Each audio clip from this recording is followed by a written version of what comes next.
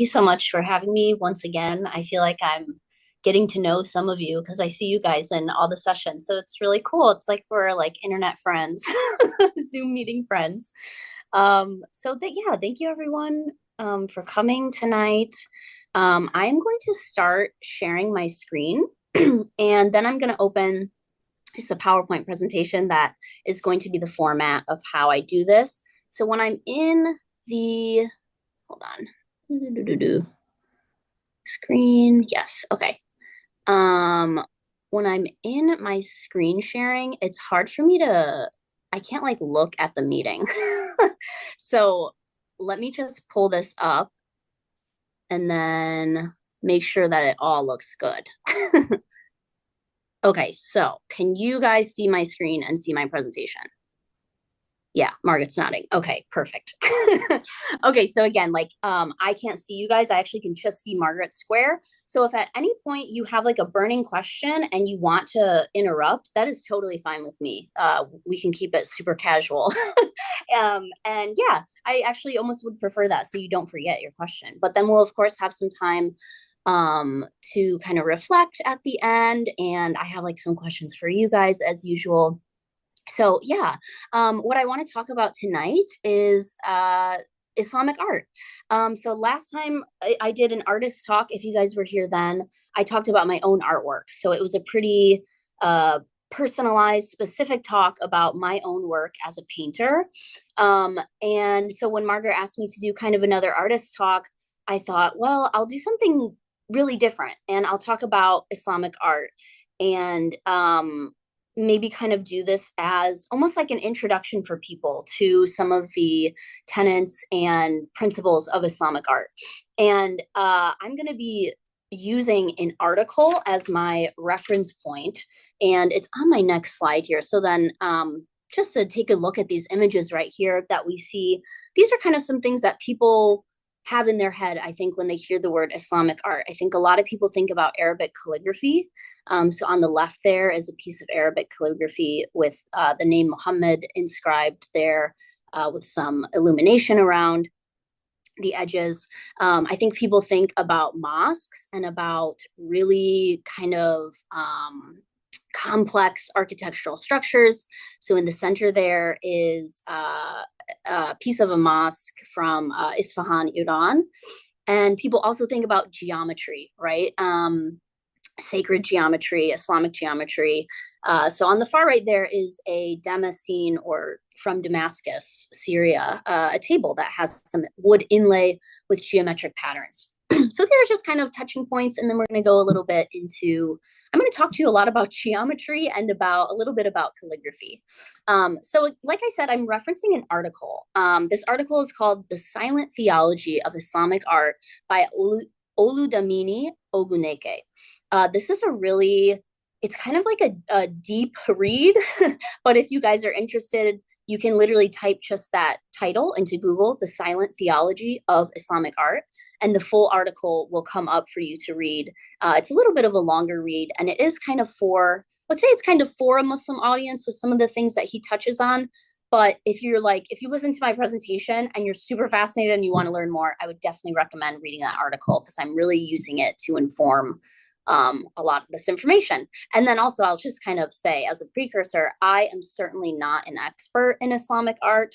I am just someone who is Muslim and who is an artist. I love art. I love talking about art. So you might have a question for me, and my answer might just be, I don't know. So bear with me on that. So the article starts off talking about how Islam and what we would call, quote unquote, the West are sometimes viewed as incompatible with one another. But even though that's the case, people in the West have long been fascinated and enthralled by Islamic art. A lot of quote unquote Westerners, when they visit Muslim majority countries, they want to go see the really beautiful mosques.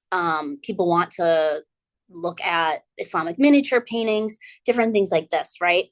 And the author actually says that if someone asked him to teach them about Islam, if they were like, what's your religion all about? He said that he wouldn't have them read a translation of the Quran. He wouldn't try to talk to them about law or theology. He would actually show them Islamic art. And I thought that that was a really cool and beautiful perspective on things.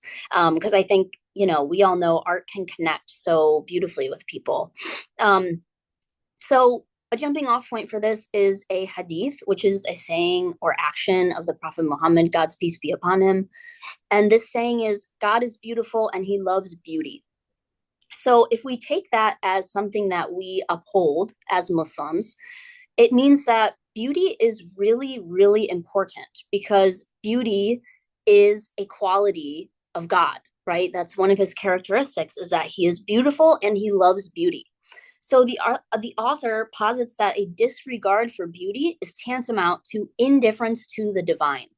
And I think that that's really interesting to think about if we think about kind of if about art history or the history of architecture, if we think about the way things have become more and more abstracted, more and more kind of simplified, more about function over form, more about like cost effectiveness and things like that. It's really interesting to see how that parallels this decline in society for, a reverence for the sacred, a reverence for the divine. That's kind of a separate topic, but I think it's really fascinating to just kind of think about that, about how, making something beautiful is not seen, I think, by religious people. I don't think it's seen as like a shallow thing to do. It's not just some frivolous act. You're actually doing it as like a form of worship.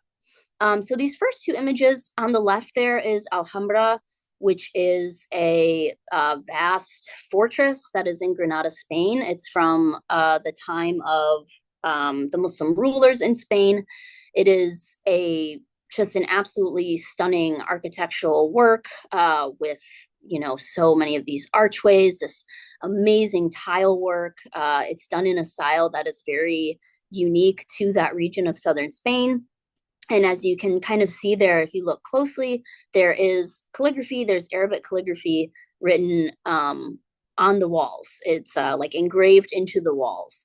And then on the right there is the Taj Mahal, probably the most famous landmark in India, built by the Muslim Mughal emperors, the Emperor Shah Jahan. And I chose these two to kind of start us off because I think this is like an example of people flocking to these spaces, even though maybe they're not Muslim, right? Spain is not a Muslim majority country. India is not a Muslim majority country. And yet these are seen as these great examples of beauty, of architecture, of cultural heritage. So let's go back a little bit to what I was just saying about, beautifying something is not frivolous, right? For Muslims, and I think for many faith traditions, making something beautiful is tantamount to worship. And so in Islam, there's a tenet of our faith called ihsan, which is an Arabic word that is really hard to translate into English, but it basically means that you are trying to worship God as if you see him. Trying to worship God as if you see him, which is obviously a very monumental task because we can't see God, right?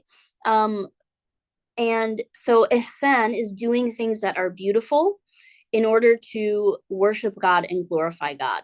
So art is something that helps us get closer to accomplishing this task. Geometric designs and ornamental calligraphy inside mosques and Muslim homes, as well as the architecture of these spaces, help us to quote unquote see God because we know that God is beautiful and he loves beauty. So this is from the Blue Mosque in Istanbul in Turkey. Just again, really stunning tile work, geometry, the architecture of the dome structure, really something to behold.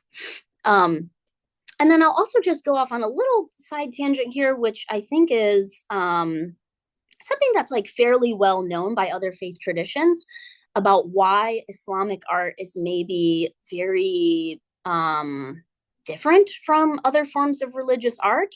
And maybe the first thing that a lot of people notice is that Muslim artists who are creating Islamic art are typically not depicting people. There's certainly no depictions of God. That is something that we consider sinful to try to make a depiction of God. So our representations of God are the Arabic calligraphy, right? The word Allah, God's name, or any of the other Arabic words that we ascribe to God, the different names of God. We, would never create a work of art that tries to give God a physical form. And so this is kind of a theological point that's being made where because we have a very strong aversion to anything that could be considered kind of an idol. There's really there's no, physical depiction of God, and then there's very little depiction of humans as well. And this really goes back to this point about the oneness of God and how God is unlike us. He's unlike the creation. And to try to create something that approximates his likeness is for us something that we believe is sinful. So rather than doing that, Muslim artists throughout history have sort of looked to the the created world around us and put it into kind of these basic forms. And I'll go into that a little bit here. So, in order to contemplate the divine, because we can't see God, we must look at God's physical signs in the world around us. And this is like a really big theme in the Quran. I think I talked about this in my artist talk, my last artist talk I did with you all. But the Quran has a lot of instructions to look around and ponder the natural world, the trees, mountains, oceans, stars, the sun, the moon, other celestial bodies, animals, and plants, and the way that all of these things are so in harmony in the universe. The Quran instructs us to do that in order to grasp the truth and the oneness of God. So Islamic art brings the elements of our surroundings, of this created material world, back to their archetypal geometric realities. That's the phrasing that the author used. And I think that this is like a really, really interesting point, that rather than attempt to replicate the beauty of the world around us, rather than trying to, dive into like hyper realistic painting or something like that, rather than doing that, rather than making like a copy of the creation, Islamic art is putting those things into kind of the basic forms of numbers and letters, essentially. This picture is from Fez in Morocco, and again, just showing some of that really like complex geometric tile work. Again, there's the calligraphy throughout. Also, anytime you see calligraphy like in a mosque, in any type of Islamic environment, it's from the Quran. So it's the revealed word that is being used to decorate these spaces. So going back to that point about archetypal geometric realities, much of Islamic art emphasizes number and letter.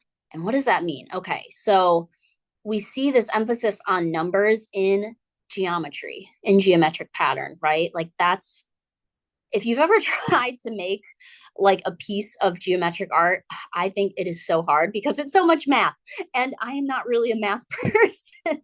So numbers, geometry, architecture, all of that. There's so much math. There's so much numbers in it, right? And then music too is numbers when you think about it. Music is kind of using numbers and putting them into time. I think the author also makes this point in the article that like numbers in space becomes geometry and geometric design, and then numbers in time becomes music, which I thought was like really beautiful and amazing. And then there's also an emphasis on letters.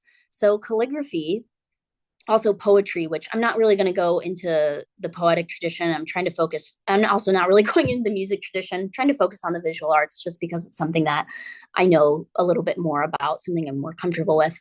But yeah, so those are the basic building blocks of space, time, and language. Just really, I think, a really fascinating way to look at it. So in these pictures here, what this is showing is the proportions of each letter in a work of Arabic calligraphy. So if you see these like little square shapes, these are called nukta, which are like these little marks that are made by the nib of the calligraphy pen. They're present in some of the Arabic letters. Some of the Arabic letters have them above or below. And these are used as like measurement for how wide and how tall each letter of the Arabic alphabet should be. So there's so much consideration that even goes into just writing a single word. So if you see on the left, again, that's the name Muhammad, and you can see that the artist has shown the measurement of each kind of letter, each space between the letters, the areas where the letters combine to have this like very balanced, almost symmetrical composition. And then that little diagram on the top right there, that's showing how the Aleph, which is that straight up and down letter on the far left, it's the first letter of the Arabic alphabet. It's the letter that starts the word Allah. That Aleph is used as a measurement for all other letters in the alphabet. So the Aleph is straight up and down, and it becomes the diameter of a circle. And then all of the other letters are fitting into the diameter, or half of the circle in different ways. It's all proportional to one another. So calligraphy, which is a very, very widespread art form throughout the Islamic world, even that, it's really not just, oh, you're writing words from the Quran. It's a very precise, careful art form where you're taking into consideration the balance, the symmetry, the overall aesthetic quality of the words that you're writing. And again, it's very common because of the importance of the Quran in daily Muslim life. So if you go, if you're in my home, even, I have different things on the walls that are verses from the Quran, or the name of God, the name of the messenger. If you go into any Muslim home, you're going to see somewhere in there they have something from the Quran on their walls. And then, of course, if you go to a mosque, there's going to be lots of things on the walls that come from the Quran. So because of its extreme relevance and importance in our day-to-day life, it's no surprise that becomes a mode of creating art. It becomes a mode of making our spaces very, very beautiful for us. And then this was a quote from the article that I really liked. Islamic art makes things metaphysically transparent. It allows us to see the light of God in and through physical art forms. And the author then makes a quick comparison to stained glass, right? Stained glass, the light comes in, the light illuminates whatever design or image there is in the stained glass. And I think that it's not a coincidence that so many different faith traditions put stained glass in their places of worship.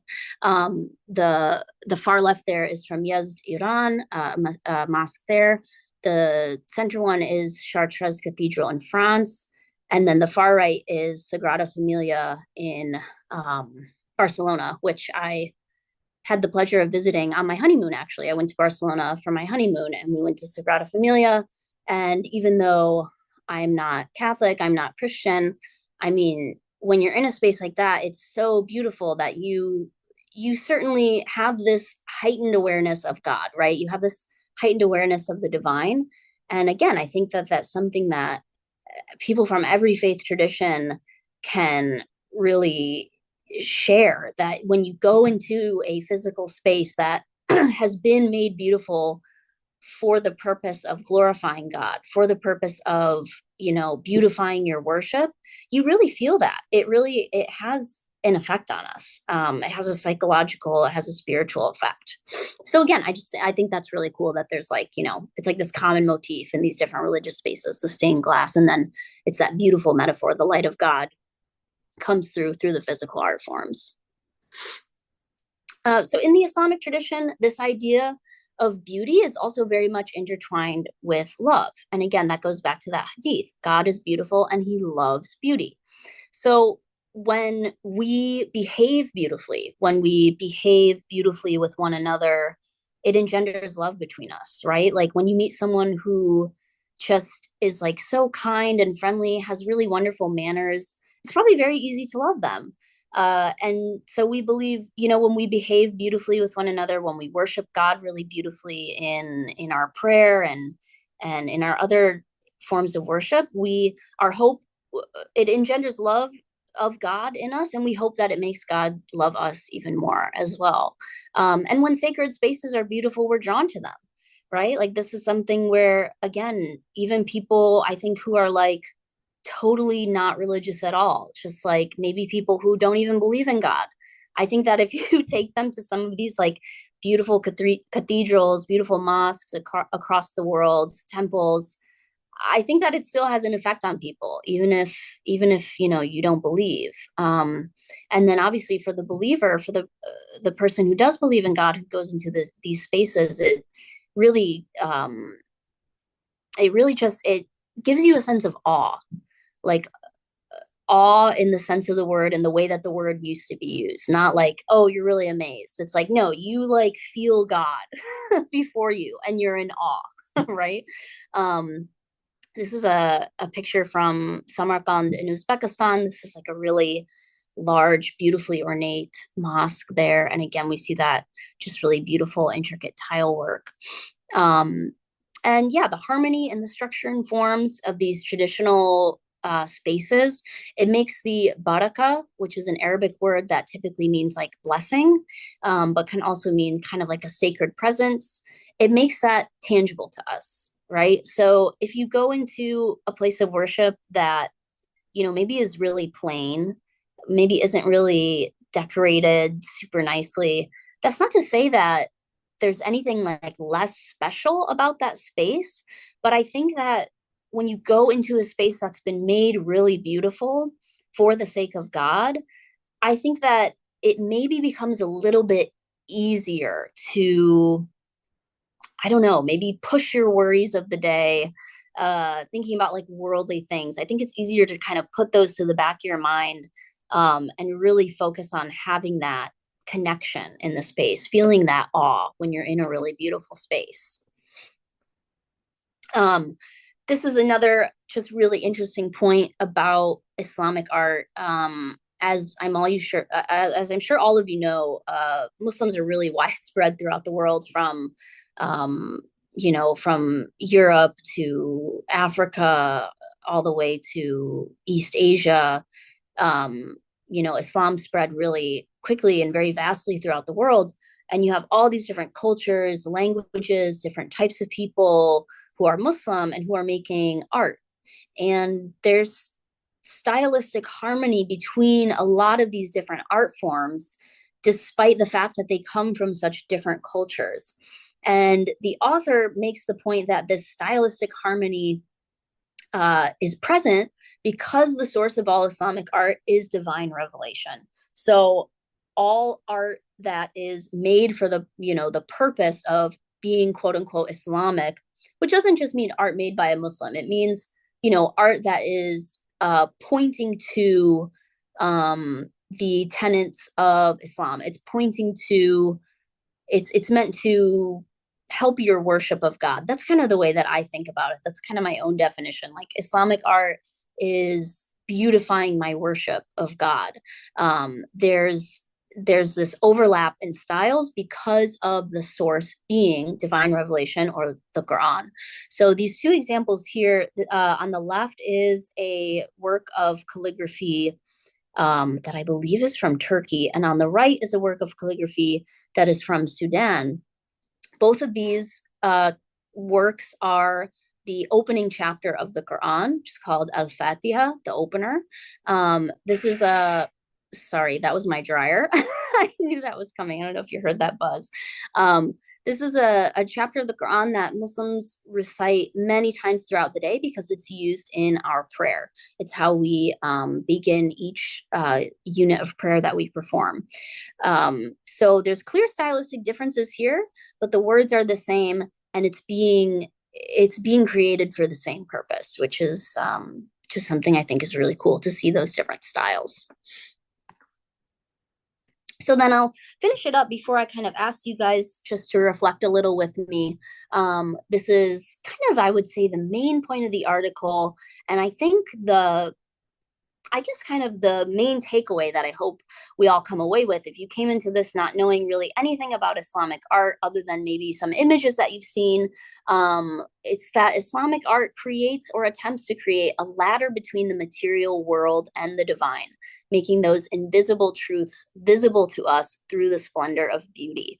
So, it's taking these metaphysical concepts that we cannot physically see, and it's putting them into the material world, into beautiful things, so that it becomes easier for our hearts and our minds to grasp these truths. So in the same way that God instructs us in the Quran to look at the stars, look at the animals and the trees, look at the people around you, to reflect on the greatness of God, right? The greatness of his creation.